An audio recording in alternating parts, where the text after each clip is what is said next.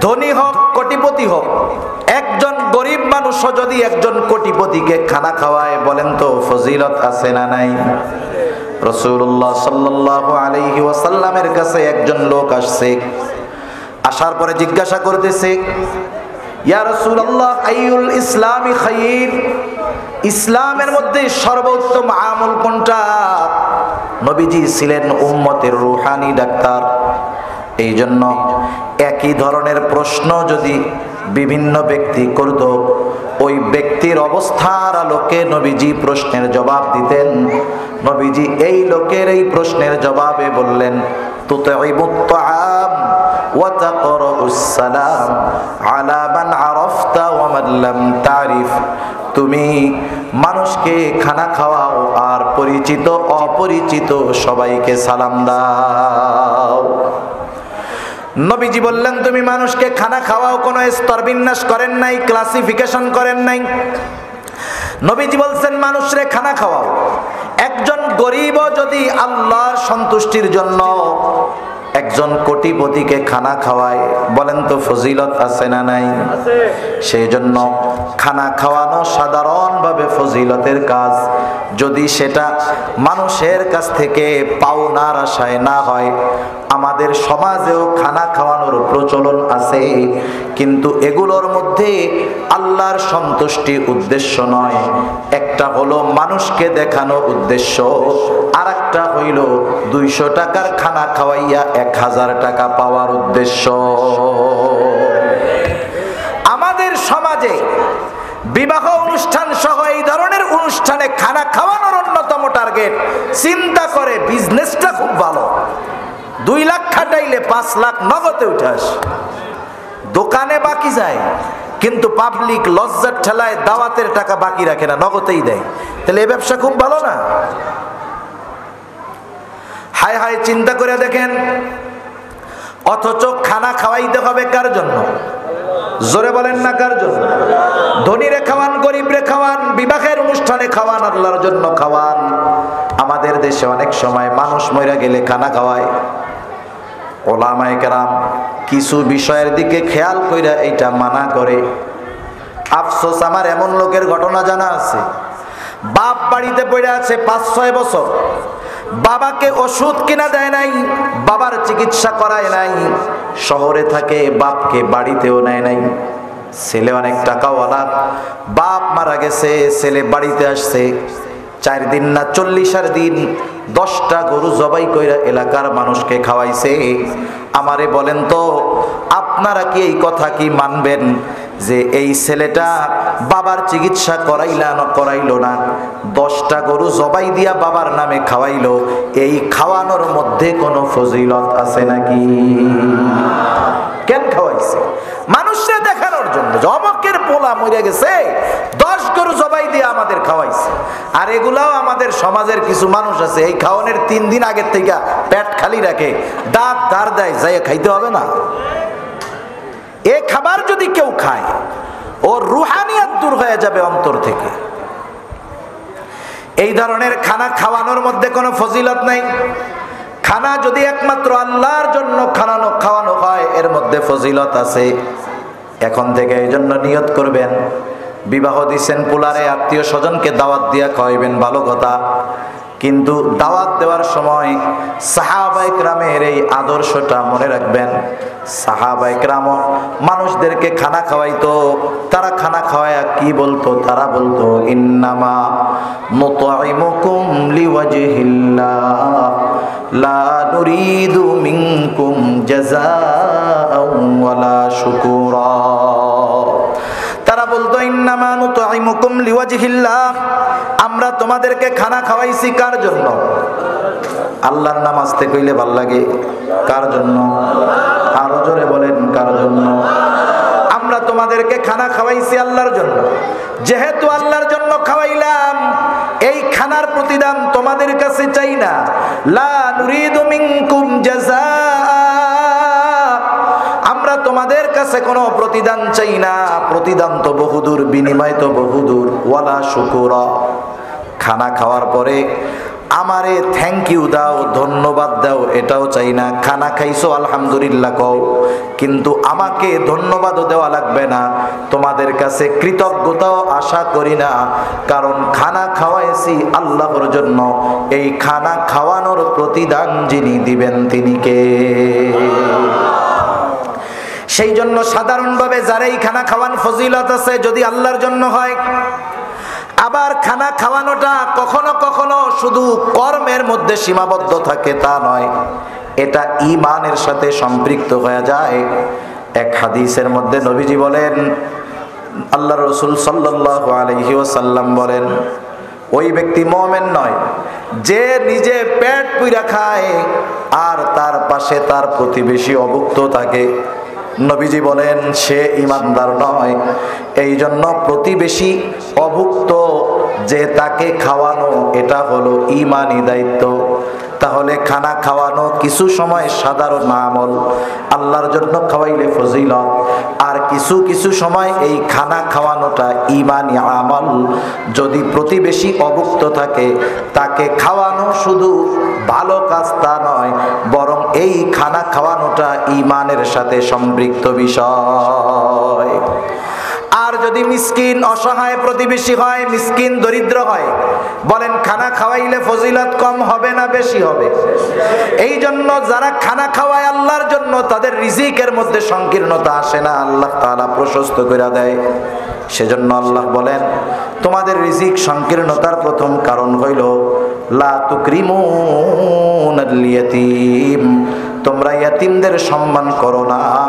দ্বিতীয় কারণ হইল ওয়ালা তাহাদ্দুনা আলা তুআমিল মিসকিন, তোমরা নিজেরাও তো মিসকিনদের খানা দাও না, অপরকেও খানা প্রদানে উৎসাহ দাও না।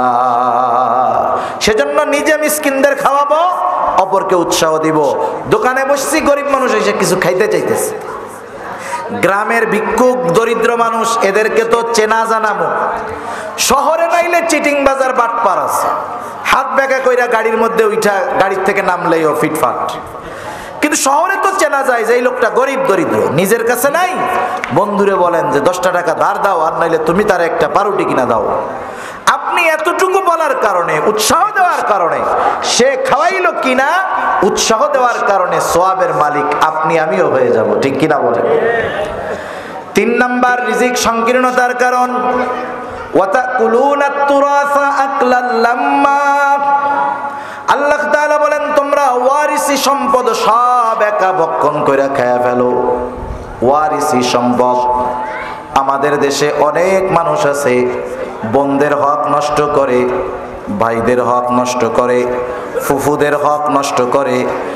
যারা প্রাপ্য ছিল সম্পদের তাদের দেয় নাই, একা একা সব সিস্টেমে দখল দিয়া খায়া সম্পদের পাহাড় গড়ায়া এখন হাজী সাহেব হয়ে গেছে।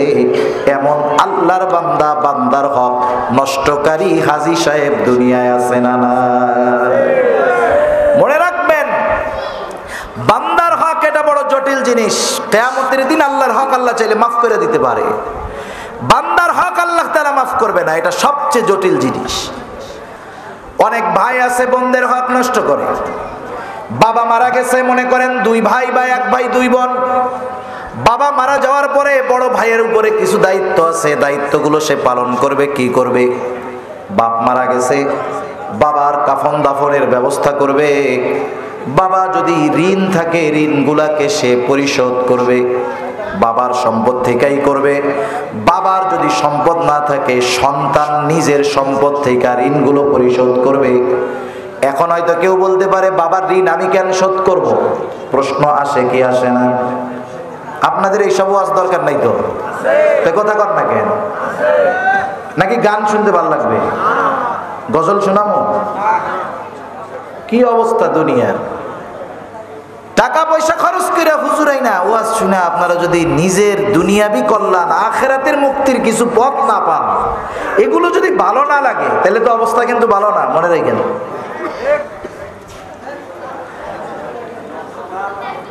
রাসূল আকরাম সাল্লাল্লাহু আলাইহি ওয়াসাল্লামের কাছে এক লোক আসছে। প্রশ্ন ছিল আমি আমার বাবার ঋণ আমার গাঁঠের টাকা দিয়া কেন শোধ করব? প্রশ্ন যদি আসে, জবাব হলো, এক লোক নবীজির কাছে আসছে, আসার পরে বলতেছে, ইয়া রাসূলুল্লাহ, আমার ছেলে আমার হক আদায় করে না।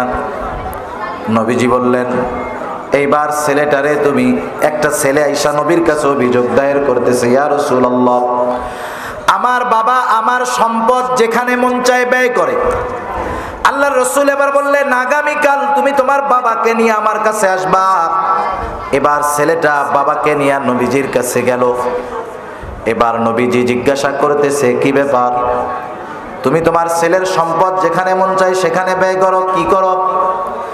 এইবার ওই লোকটা বলতেছে, ইয়া রাসূলুল্লাহ, আমি তার এই সম্পদগুলো নিয়ে তার ফুফু, তার আত্মীয় স্বজন, আমার নিকট আত্মীয়, তাদেরকে দেই, অন্য কোনো কাজে ব্যয় করি না। কিন্তু এই লোকটা যখন নবীজির কাছে তার সন্তান তার ব্যাপারে অভিযোগ দিল, ব্যথায় কষ্টে লোকটার বুক ফাইটা কান্না আসতেছে। এই লোকটা তখন মনে মনে কিছু কথা চিন্তা কইরা চোখ দিয়া পানি পড়তেছে। এবার নবীজি সাল্লাল্লাহু আলাইহি ওয়াসাল্লামের কাছে আইসা জিবরাইল আলাইহিস সালাতু ওয়াস সালাম জানায় দিলেন, ইয়া রাসূলুল্লাহ, এই লোকটা কান্না করে আর মনে মনে এই কথাগুলা চিন্তা করতেছে, আপনি কথাগুলা তার মুখ দিয়ে শুনেন। নবীজি এবার বলতেছে, তুমি কি চিন্তা কইরা কান্দো, কথাগুলো আমার কাছে বলো। লোকটা বলতে চায় না। নবীজি বলেন, তুমি বলো আমার, নাইলে আল্লাহ জানায় দিবে। কিন্তু এইবার লোকটা বলতেছে, ইয়া রাসূলুল্লাহ, আমি যেই কথা অন্তরে চিন্তা করতেছি আপনি নিশ্চয়ই জানা যাইতে পারবেন। যেহেতু জানা যাইতে পারবেন, আমি বইলা দেই, ইয়া রাসূলুল্লাহ, আমার সন্তান যখন এই কথাগুলো আপনার কাছে বলছে, আমার হৃদয় ফেটে যায়। আমি তখন মনে মনে বলতেছি, আহারে সন্তান, তুমি কি সেই সময়ের কথাগুলা বইলা গেছো যখন তুমি কিছুই বলতে পারতা না, যখন তুমি কিছুই খাইতে পারতা না, নড়তে পারতা না, আমি তোমাকে কোলে কইরা নিয়া তোমাকে হাঁটাইতাম, প্রস্রাব করাইতাম, পায়খানা করাইতাম। ও সন্তান, ওই সময়ের কথাগুলো তো তোমার মনে নাই। অসুস্থ তুমি হইতা, কিন্তু গোটা রাত না ঘুমায়া আমি বাবা কাটায় দিতাম। ও সন্তান, আজকে তোমার বন্ধুদের সাথে ভালো সম্পর্ক, তাদের পিছনে ব্যয় করো, খরচ করো, কিন্তু আমি বাবা, আমার জন্য তোমার মায়া হয় না। তুমি তোমার একজন প্রতিবেশীর সাথে যতটুকু ভালো আচরণ করো ততটুকুও আমার সাথে করো না। এই কথাগুলো আমি ভাবতেছিলাম। নবীজির আর বুঝতে বাকি নাই এই সন্তানের হালত কি। নবীজি এবার ওই ছেলেটার দুই কলার চাইপা ধরছে, দুই হাত দিয়া, এরকম দুই হাত দিয়া কলারটা টানা ধরে ওরে বলতেছে, এই শোন, আনতা ওয়া মালুকা লিয়াবিক, তুইও তোর বাপের, তোর মালও তোর বাপের, তুইও তোর বাপের, তোর মালও তোর বাপের। সুতরাং বাপ যদি মারা যায়, বাপ যদি ঋণ থাকে, বাপের যদি 1 টাকাও না থাকে, ওই বাপ যদি লাখ টাকাও ঋণ থাকে, ওই ঋণ পরিশোধ করবে তার সন্তান। আর যদি বাবা ঋণ রাইখা যায়, সম্পদ রাইখা যায়, তাইলে বাবার সম্পদ থেকে ঋণ পরিশোধ করবে। এরপরের দায়িত্ব হলো, বাবা যদি কোনো ওসিয়ত করে যায়, ওসিয়তটাকে সে পূরণ করবে। বাপ যদি ওসিয়ত করে, আমার সব টাকা মাদ্রাসায় দিয়া দিস, সব জমি মাদ্রাসায় দিয়া দিস, এই ওসিয়ত কার্যকর হবে না। বরং সমুদয় সম্পদের সর্বোচ্চ 3 ভাগের 1 ভাগ পরিমাণ যদি ওসিয়ত করে, এই ওসিয়ত মান্য করতে সন্তান বাধ্য। এইবার ওসিয়ত পূরণ করার পর মিলাদ দেওয়া আগে না, ওই 40 করা আগে না। এইবারের দায়িত্ব হলো, যেই সম্পদ অবশিষ্ট আছে প্রত্যেকটা ওয়ারিসকে তার হক যথাযথভাবে বুঝায়া দেওয়া। এটা হলো কাজ। মজলিস বসে 4 দিন আর 40 দিনের মিলাদের মজলিস বসায় ভাই বোন আত্মীয় স্বজন নিয়ে, অথচ মজলিস বসার দরকার ছিল বাবার এই সম্পদে কার কতটুকু হক আছে সমানভাবে। একজনের সব নিয়ে গেছে, মামলা করবে। মামলা, যিনি মামলা লিখবেন কি কয় জানেন? কয় তোর সব নিচে নিচে, তোরে বাঁচায় রাখছে, আলহামদুলিল্লাহ কয়া বাদ, মামলা করিস না, তাইলে তুইও বাঁচবি না। দুনিয়ায় মাজলুম জুলুমের শিকার হওয়ার পর যখন সমাজপতিদের কাছে গিয়া ন্যায় বিচার পায় না, বিচারালয়ে গিয়া ন্যায় বিচার যখন পায় না, বলেন তো ওই মাজলুম তার এই বিচার কার কাছে দেয়? মনে রাখবেন, কোন মাজলুমের বিচার যদি আল্লাহর কাছে চলে যায়, এটা কিন্তু বড় কঠিন জিনিস।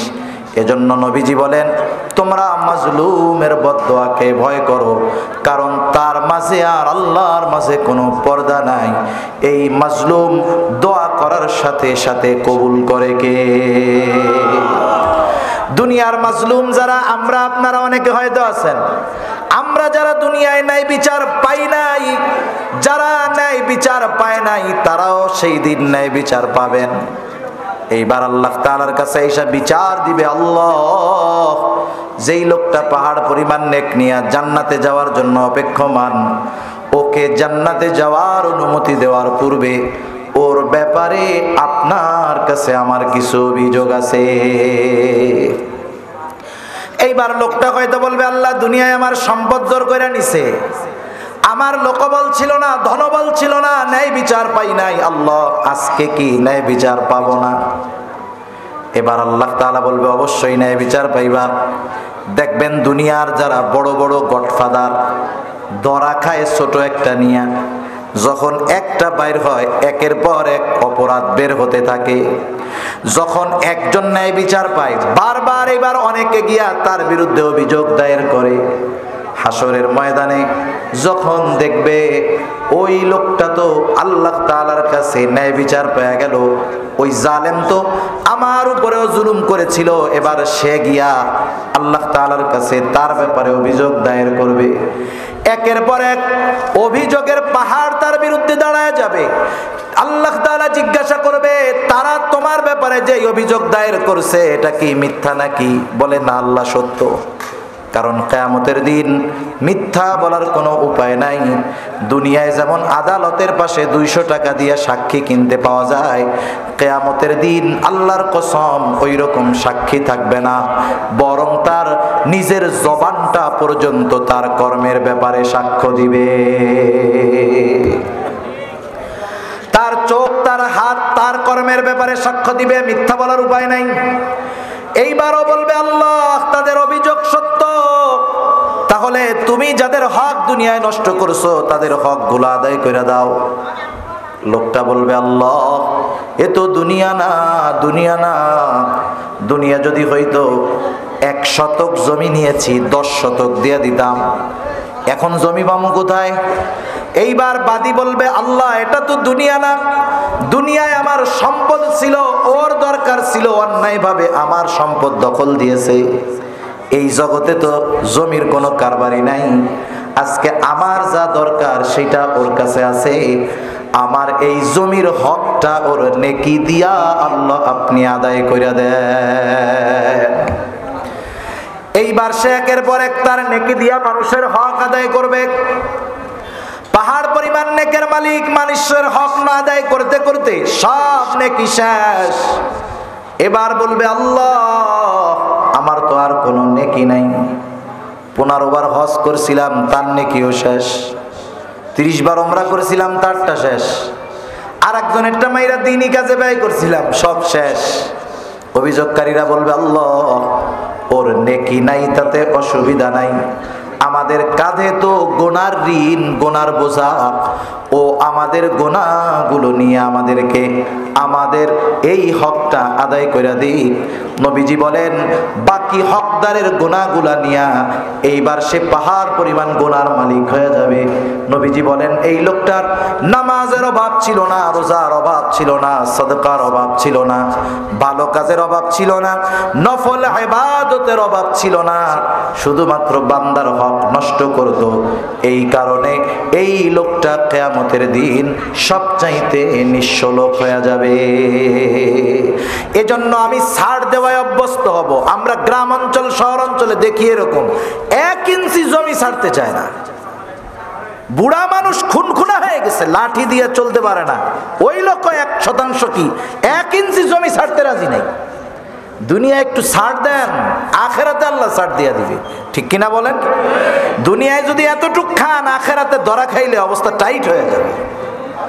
আর যদি ওয়ারিস আত্মীয় স্বজনের এটা খায়, ডাবল ডাবল হক নষ্ট হয়। একটা হলো তার হক নষ্ট করে, আর একটা হলো আত্মীয় হিসাবে হক নষ্ট করে। এজন্য আল্লাহ তাআলা বলেন, তুমি মনে করতেছো ওয়ারিসের সম্পদ নিয়া সম্পদের পাহাড় হয়ে যাইবা, তোমার ব্যাংকে টাকা থাকবে, বড় বাড়ি থাকবে, গাড়ি থাকবে, কিন্তু আমি আল্লাহ আখিরাতের শাস্তি তো রাখছি, দুনিয়ায় তোরে এমন সিস্টেমে ফালামু, তুই কিছু খাইতে পারবি না, না খাইয়া মরা লাগবে। আছে না এরকম সম্পদওয়ালা অনেক? আরে যুবক বয়স 40-45 বছর বয়স হয়েছে, এমন রোগ হইছে, ডাক্তার টেস্ট মেস্ট কইরা কয় তুমি কিন্তু বাইসে আছো আলহামদুলিল্লাহ। এখন তাই কি করবো আমি? ডাক্তার বলে বাকি জীবন যদি বাঁচতে হয় আমার কথা মাইনা চলবি। এই সব মানুষ আল্লাহর কথা মানুক আর না মানুক, ডাক্তারের কথা কিন্তু একেবারে সুন্দরভাবে মানে। ঠিক না? ডাক্তার যদি বলে তোমার 24 ঘন্টায় 4 বার ওষুধ খাওয়া লাগবে, 6 ঘন্টা পর পর, রাত 9টায় খাইলে ভোর 3টায়, রাত 3টায় খাইতে হবে। আল্লাহর বান্দা জীবনে ফজরের নামাজে উঠে না, দেখবেন 2:45টায় অ্যালার্ম দিয়া বড়ি খাইতে উঠছে। আছে না নাই? অভাব নাই। এখন ডাক্তার বলতেছে আমার কথা মাইনা চলবা, তোমার ডায়াবেটিক্স আছে, হাই প্রেশার আছে, কিডনির সমস্যা আছে, সব হাই হাই। এখন যদি বাঁচতে হয় কি করবা? কিছুই খাওয়া দাওয়া করা যাবে না, গোশত মাংস মশলা এসব তো কিছুই খাওয়া না। কি খামো? আলা চাউলের জাউ খাবা। আলা চাউলের জাউ চিনেন? আলা চাউলের জাউ খাবা, তা আবার জাউয়ের মধ্যে কিন্তু লবণ দিতে পারবা না। এবার বলেন তো, এই খাবার যদি ছাগলের সামনে দেন, জিব্বা দিয়ে এক চাটা দিয়ে লাথি মারে বলা দিবে। আল্লাহ বলেন সম্পদ তোর ব্যাংকে ভরা, কিন্তু এমন খাবার সামনে আসবে, গরুর গোস্তের গ্রান শুকবি, তুই খাইতে পারবি না। এর সে কষ্ট আর আছে নাকি দুনিয়ায়?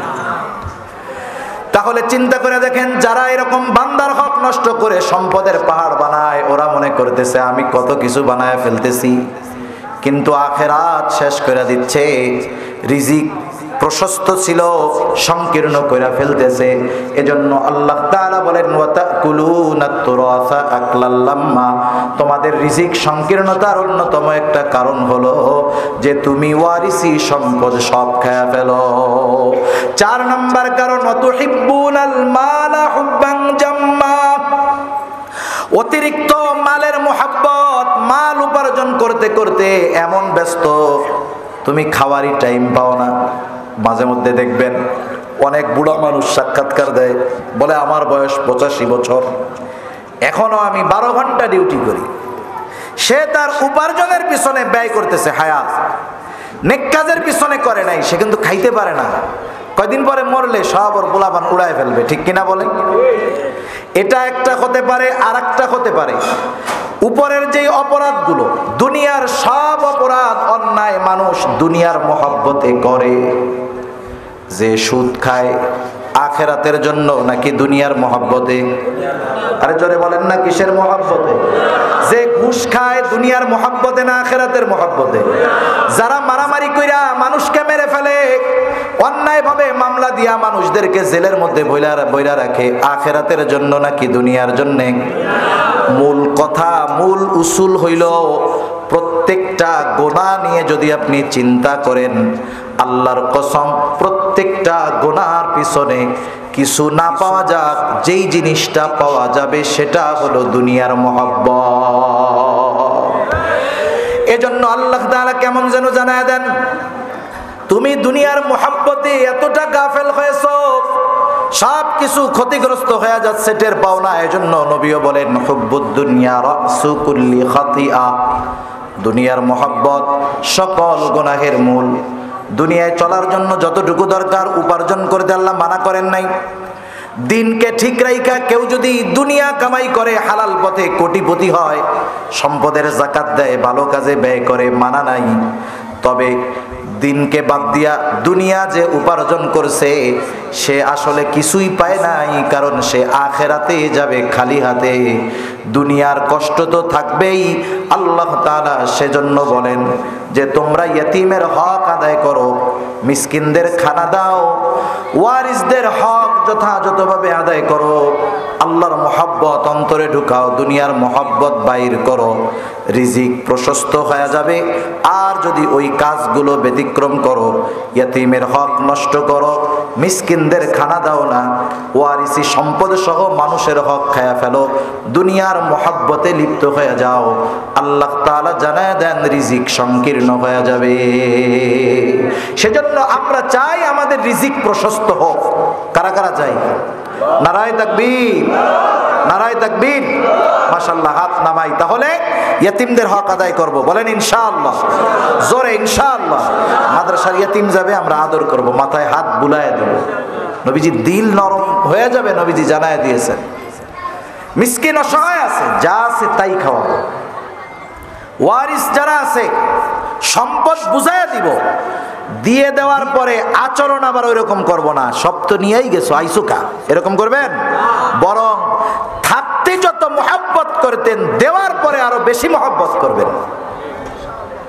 আল্লাহ রাসূল এক হাদিসের মধ্যে বলেন, রিজিক বাড়াইতে চাও, হায়াত বাড়াইতে চাও, যে কাজগুলো করবা এর মধ্যে একটা হলো আত্মীয়র হক আদায় করো, আল্লাহ তাআলা রিজিক হায়াতে বরকত দিয়ে দিবে, সুবহানাল্লাহ। আর একটা হলো দিনকে প্রাধান্য দিব আগে, আর দুনিয়া উপার্জন করব হালাল পথে। আল্লাহ সুবহানাহু ওয়া তাআলা এই চার বিষয়কে খেয়াল রেখে আমাদেরকে এই বিষয়গুলো আমলে পরিণত করার তৌফিক দান করুন। সবাই বলি আমিন। ওয়া আখিরু দাওয়ানা আলহামদুলিল্লাহি রাব্বিল আলামিন। আসসালামু আলাইকুম ওয়া রাহমাতুল্লাহি ওয়া বারাকাতুহু।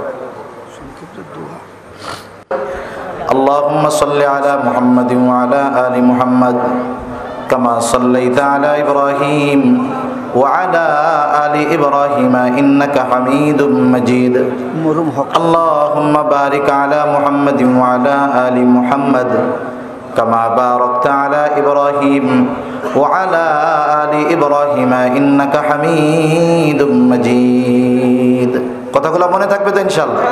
যা কইছি কিচ্ছু মনে রাখার দরকার নাই, শুধু এতটুকু মনে থাকবে যে আমরা এখন থেকে ইয়েতিমদের তো মহব্বত করি, আরো বেশি করব। ইয়েতিমদের কোনো একটা বিষয়ের অভিভাবক হইলেও হওয়ার চেষ্টা করব। মিসকিন অসহায়রে খানা দিব, অল্প দেই, 5 টাকা দিয়ে একটা রুটি কিনা দেই, দিব, ঠিক আছে না ইনশাআল্লাহ?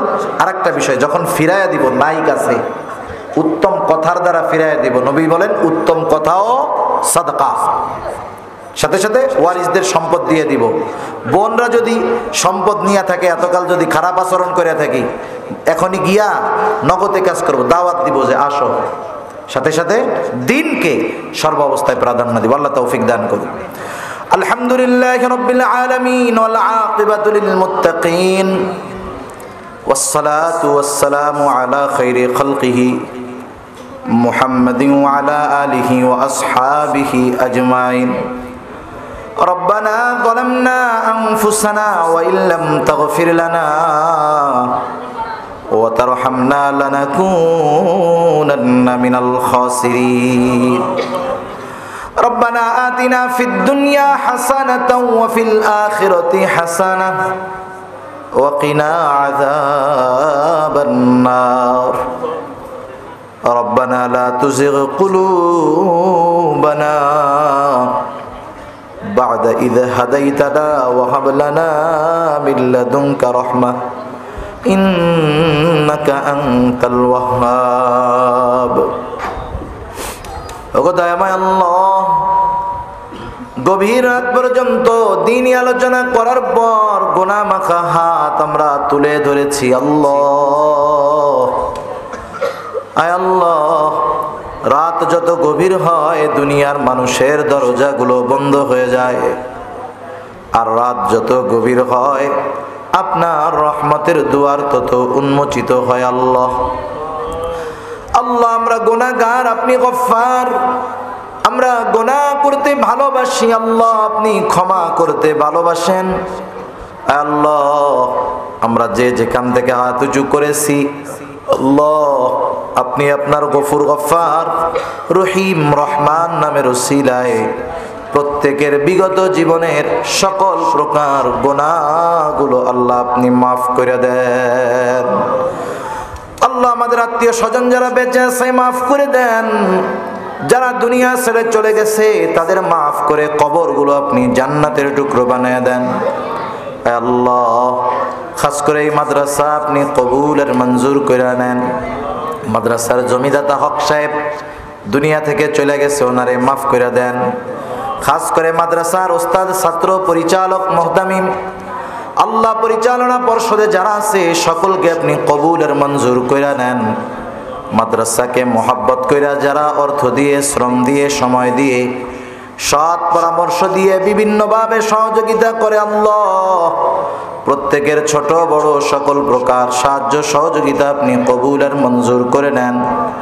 যে যে আশায় সহযোগিতা করেছে আল্লাহ প্রত্যেকের মনের নেক চাওয়া, নেক আশাগুলো আপনি কবুল করে নেন ইয়া রাব্বাল আলামিন। খাস করে আমাদের আত্মীয় স্বজন যারা দুনিয়া ছেড়ে চলে গেছে তাদের ক্ষমা করে কবরগুলো আপনি জান্নাতের টুকরো বানায় দেন। আয় আল্লাহ, আমরা যারা হাত উঁচু করেছি আমাদের মধ্যে হয়তো অনেকের মা নাই, অনেকের হয়তো বাবা নাই, অনেকে হয়তো নিজের হাতে মোহাব্বতের মা বাবাকে কবরে শোয়া রাখছে। আল্লাহ, দুনিয়ার অপর প্রান্তে আমেরিকার খবর মুহূর্তের ভিতরে পাওয়া যায়, দেখা যায়। 3 হাত মাটির নিচে মোহাব্বতের মা বাবার কবরের খবর জানাও যায় না, দেখাও যায় না। আয় আল্লাহ, গুনার কারণে যদি কারো মা বাবার কবরে আযাব হয়, আয় আল্লাহ, এখানে উলামায়ে কেরাম আছেন, তালিবুল ইলম আছে, আপনার দাড়ি পাকা অনেক বান্দা আছে, অনেক যুবক আবেদ আছে, মুসাফির আছে। আল্লাহ, যাকে পছন্দ, যারা আমল পছন্দ, তার আমলের ওসিলায় ওই মা বাবার কবরের আযাব আল্লাহ আপনি মাফ করে দেন। কবরগুলারে আপনি জান্নাতের টুকরো বানায় দেন। কিয়ামতের দিন হিসাব সহজ করে জান্নাতের ব্যবস্থা আল্লাহ আপনি করে দিয়েন। যাদের মা বাবা বেঁচে আছে সুস্থ দীর্ঘ নেক হায়াত দান করেন আল্লাহ ইয়া রাব্বাল আলামিন। আমাদের স্ত্রী সন্তান আমাদের জন্য চক্ষু শীতলকারী হিসাবে কবুল কইরা নেন। আয় আল্লাহ, যারা অভাবে আছে অভাব দূর করে দেন, যারা ঋণগ্রস্ত আছে ঋণ পরিশোধের তৌফিক আল্লাহ আপনি দিয়ে দেন। হারাম হালাল বেঁচে চলার তৌফিক দেন, হালাল রুজি অন্বেষণের তৌফিক আল্লাহ আপনি দিয়ে দেন। আল্লাহ, আমাদের সবাইকে আপনি রিজিকের মধ্যে প্রশস্ততা দান করেন। আল্লাহ, রিজিক সংকীর্ণতা দিয়ে আপনি আমাদের পরীক্ষা নিয়েন না। রিজিক প্রশস্তকরণের আমলগুলো যথাযথভাবে আমাদের করার তৌফিক দেন। বেনামাজিদের নামাজি বানায় দেন, সুন্নাতবিহীন মানুষগুলোরে সুন্নাতওয়ালা বানায় দেন। আয় আল্লাহ, খাস করে এলাকার যত ময় মুরব্বী দুনিয়া ছেড়ে চলে গেছে, আশেপাশে যত কবরস্থান আছে সকল কবরবাসীর কবরের আযাব হয়ে থাকলে মাফ করে দেন। আয় আল্লাহ, আমাদের অন্তর আপনার এবং আপনার হাবিবের মোহাব্বত দিয়া ভরপুর করে দেন ইয়া রাব্বাল আলামিন। ফিলিস্তিনের মুসলমানদের আল্লাহ আপনি সাহায্য করেন। আয় আল্লাহ, আমরা গুনাহ করতে পারি আল্লাহ, ওই নাবালক মাসুম বাচ্চাগুলোর আর্তনাদ, আয় আল্লাহ, আল্লাহ, আমাদের গুনার কারণে এই মাসুম বাচ্চাগুলোরে আপনি শাস্তি দিয়েন না। আল্লাহ, আমরা তো আপনারই গোলাম। আয় আল্লাহ, আপনারই গোলাম, আপনার কাছেই ফিরে যাই। হায় আল্লাহ, আপনি ইসলাম বিদ্বেষী শক্তির সামনে মুসলমানদেরকে লজ্জা দিয়েন না। আয় আল্লাহ, আপনি ওই জালেমদের হেদায়াত দিয়ে দেন। হেদায়াত যদি না থাকে আল্লাহ, তাদের ব্যাপারে আপনি আসমানি ফয়সালা গ্রহণ করেন ইয়া রাব্বাল আলামিন। গোটা দুনিয়ার মুসলমানদেরকে নেক ও এক হওয়ার তৌফিক আপনি দিয়া দেন। মুসলমানদের ভ্রাতৃত্ব বন্ধনকে আপনি অটুট করে দেন। আয় আল্লাহ, মুসলমানদের অন্তরের মধ্যে একে অপরের প্রতি মহব্বত, ভালোবাসা জাগ্রত করে দেন। আল্লাহ, গাজার মুসলমানদের হেফাজত করেন। আল্লাহ, আমরা তো বৈশা আছি, আল্লাহ না জানি তাদের উপরে কি অত্যাচার জুলুম চলতেছে। আয় আল্লাহ, যারা তাদের অত্যাচারে অত্যাচারিত হয়ে দুনিয়া ছেড়ে চলে গেছে, তাদের সকলকে শাহাদাতের মর্যাদা দান করেন। গোটা দুনিয়ায় ইসলামের পতাকা উড্ডয়ন করার ব্যবস্থা আপনি করে দেন ইয়া রাব্বাল আলামিন। আমাদের প্রত্যেককে বারবার মক্কা মদিনা জিয়ারত করার তৌফিক আল্লাহ আপনি দিয়ে দেন। আল্লাহ, কার মনে কি চাওয়া জানি না, সকলের মনের নেক চাওয়া নেক আশা আল্লাহ আপনি কবুল আর মঞ্জুর করে নেন। আয় আল্লাহ, মালাকুল মউত কখন মৃত্যুর পরওয়ানা নিয়ে হাজির হয় বলা যায় না। মালাকুল মউত যখন মৃত্যুর পয়গাম নিয়ে হাজির হবে, আল্লাহ আমাদের প্রত্যেকের জবানে আপনি তাওহীদের কালিমা নসিব করে দিয়েন। সাথে সাথে মরতেই যেহেতু হবে, আল্লাহ আমাদের সকলকে শাহাদাতের মৃত্যু নসিব কইরেন।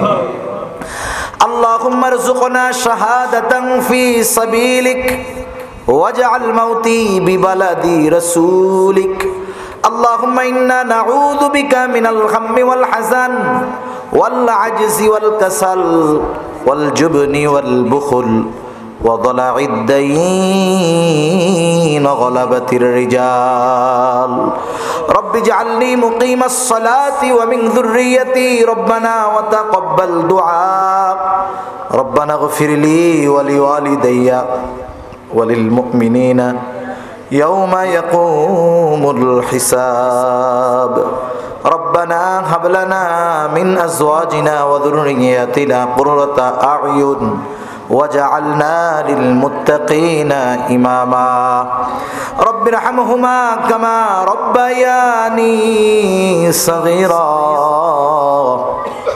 رب ارحمهما كما ربياني صغيرا وصلى الله تعالى على خير خلقه محمد وعلى آله وأصحابه أجمعين آمين برحمتك يا أرحم الراحمين آمين